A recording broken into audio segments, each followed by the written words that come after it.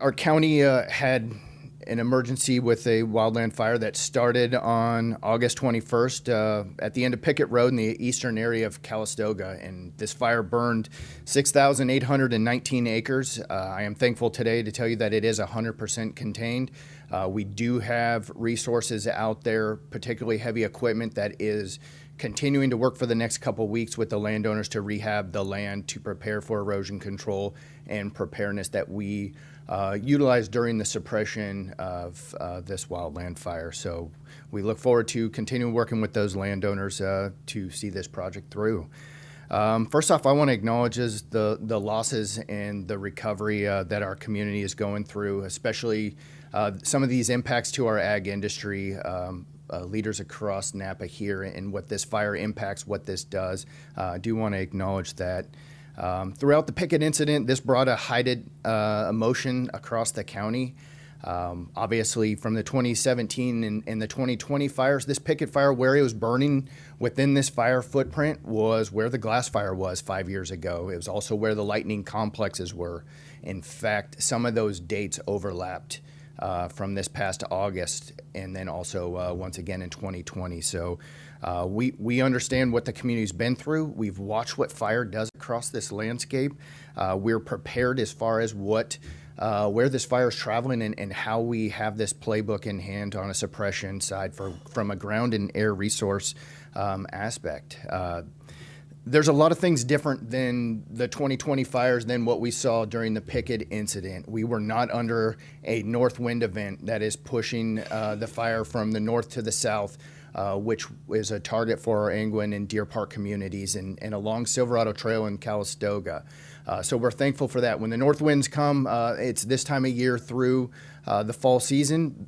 The relative humidities drop to single digits, which increases fire activity and increases fire intensity across. So this was a different fire footprint where it started at the end of Pickett Road and burned vertically up into the Simmons Canyon area. So very steep, rugged terrain that comes across the top into Robert Louis Stevenson, some of the Wild Lake areas off Friesen Drive near Angwin, the Dutch Henry Canyon, and then the deep drainage of the Swartz Creek that exits out into Etna Springs, Pope Valley area. So very different type of fire that was terrain driven, our normal weather patterns that was more of a south-southwest flow through there. Just for some numbers to kind of give you on the fire, during our initial burn period of the fire of that Thursday, August 21st, we mobilized 46 engines, 7 hand crews, 24 dozers, 4 water tenders, 10 air tankers that dropped the red retardant, 5 day water dropping helicopters, and the addition of 4 night water dropping helicopters. And just after that burn period, we had 76,977 gallons of fire retardant that we were able to put in along the fire lines, and we delivered 152,600 gallons of water with our helicopters to support those troops on the ground. So a very robust response from the engines and along with the air assets as well. Early on into this fire, CAL FIRE and Napa County Fire Department and our Sheriff's Office was in unified command to support the evacuations, and also with the OES for our alerts and warnings to notify our public. Where do they need to go? What do they need to do? What is that action item that we want to actually give them? And I do want to say throughout this incident and through the very end, it's this preparedness with the fire department, the sheriff's office, that we have trained well before the fires, obviously exercised through our past fires. Outside area resources that came in acknowledged what a difference this model with the sheriff's office, their dedication, working with the fire department, looking at our Genesis program that we have for evacuations, also known as Zone Haven, that the public receives these messages, but really validating that we are doing things right here in Napa. The sheriff's office has a handle on this. Our sheriff was with us every single day until this fire was completed, so we appreciate that. Along with Sheriff Ortiz and his staff, great resources and partnerships across. The Napa OES team alerts and warnings with our Everbridge system. We heard some comments from the previous fires that the public needed to hear more messaging. changes were made throughout the county. So proud to say that these were successes that we were able to reach the county, make sure the residents were well informed and had the knowledge of what they needed to do. This was also the first time in Napa County that we used night flying water dropping helicopters on this fire. And I think that's a big moment here, a change in the fire service, an advancement in our resources. It's actually allowing our equipment, our dozers, our engines to push through these night hours, have the support above them to keep the fires at bay where they're making isolated runs. We saw that progress. This is what helped keep this out of the Angwin area. These resources kept working, and the night flying helicopters continued to drop water through there. Napa County Fire and CAL FIRE locally cannot do this by themselves. This is a mutual aid system that's across California itself. We had a great response out of our local cities here that provided engines, including Calistoga, St. Helena, and Napa, all the way through. The surrounding counties, Lake County, Sonoma County, Solano County, brought resources during the initial phases of this fire to help us out here. And this is a partnership that we look at because when our neighbors have fires as well, we are also assisting. But this really shows the value of the mutual aid systems that we have here in Napa County and across California so we can mobilize these resources.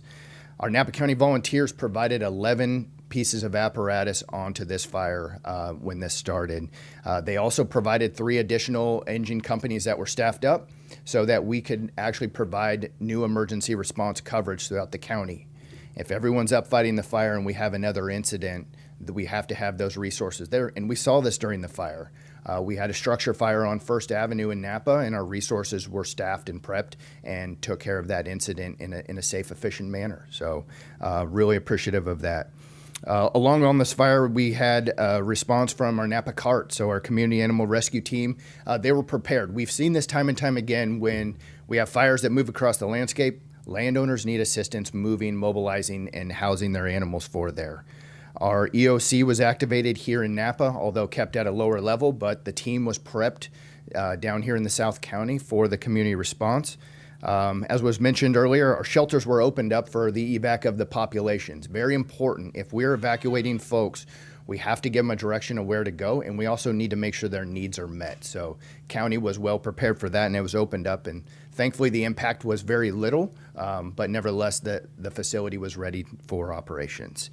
The other thing I want to talk and pivot to is our Fire Safe Council. So under Napa FireWise and the umbrella of our 22 active Fire Safe Councils, we have been messaging and working with Napa FireWise to make sure our communities were prepared through messaging, through defensible space, through fuels mitigation, making sure they had their go bags. This is the conduit right here that when we look at preparedness for the community so that they are ready to evacuate and survive, that is the key component here. Our Napa FireWise, our Fire Safe Councils have been there every step of the way for the past 5 years. That made a difference in this fire. It brought ease to the community so that we can continue working on the fire.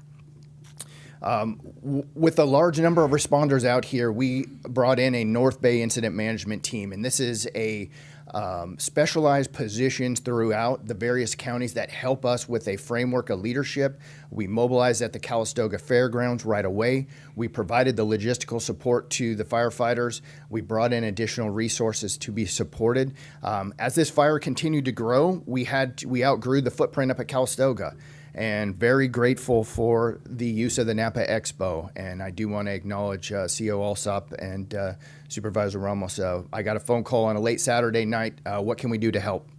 And you both were right there. I said, we're outgrowing this footprint. We're bringing in more engines, more resources. We got to move to a different location. Napa Expo is perfect. Not even a hesitation. They're like, we'll take care of it. You keep fighting the fire. We'll text you when it's ready. 2 hours later, gates are open. Bring in your stuff. So thank you for that support. Saturday late and here to help us all the way. I also want to acknowledge our Napa Fire Marshal's office, the defensible space that brought us through this preparedness, over 6,000 inspections, and then also on the forefront, as many of you watched through social media or any of our online briefings, our Deputy Fire Marshal Eric Hernandez was there to help with this translation bilingual in the field every single day to make sure that the public was supported, bringing this information back. And this is the local leadership that we have and the initiatives that really helped our public out. Our Board of Supervisors, we're here. We appreciate all your support, whether it's out in the field, at our incident base, at our briefings. The support that you brought to us, to the community, was monumental. All the way till the fire was out, touring the aftermath as far as what do we need to do next steps. You're always looking downrange. We appreciate that support to the fire department and our incident management team and is very appreciative through all those conversations and working with our industry leaders through our cooperators meetings as well. The pre-fire work. So I want to kind of wrap up here is like some of these successes that we saw out there. We have talked in this board chambers about pre-fire work, getting fuel reduction work done ahead of these fires, because the time to do this is not when the fires are burning and we're trying to get dozers in or limb up or manage our forest.